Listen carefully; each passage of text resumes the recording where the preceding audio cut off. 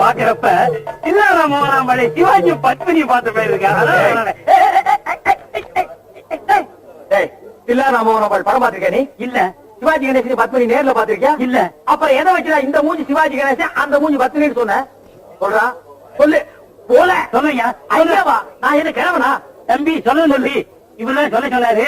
ஆட்டா நடக்கிற ஊருக்கு எல்லாம் 10 ரூபா தரேன், இந்த மாதிரி போன் பேசி அதுலயும் அந்த தவறுகாரன் கால விடுற மாதிரி சொல்லு அப்படின்னு சொல்லி சொன்னாரு. நீ போ. ஏன் உனக்கு இந்த வேலை? நீ வாங்குற இந்த 10-5 பிச்சைக்கு இது தேவைதானா? ஒரு விளம்பரம்.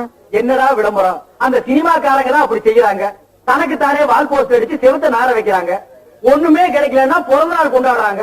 அதாவது 33 வயசுக்கு மேல போறாங்கன்னா போக மாட்டாங்கிறாங்க. அதே 33 நிக்கிறாங்க. இவனுக்கு தான் பிறந்தாங்களா இந்தியாவுல? நம்ம எல்லாம் தேவையில்லாம அனாவசியமா பிறந்துட்டுமா?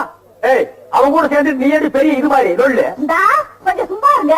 என்ன திருவாரூர் பாட்டியில கூட்டாங்க, பொன்னமராவதி பாட்டியில கூட்டாங்க, அவ்வளவு ஏன் காரக்குடி பாட்டியில கூட கூட்டாங்க. அங்கெல்லாம் போகாம என் கிறகம் இந்த கரவ கும்பல்ல மாட்டிக்கிட்டேன்.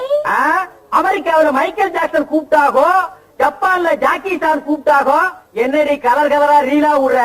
ஏய் ஜனங்களே பாத்துக்கங்க, என் மேல தப்பு இல்ல. இந்த பாவத்துக்கெல்லாம் நான் ஆளாகவே மாட்டேன். அத்தனையும் பொய்ய பாரு.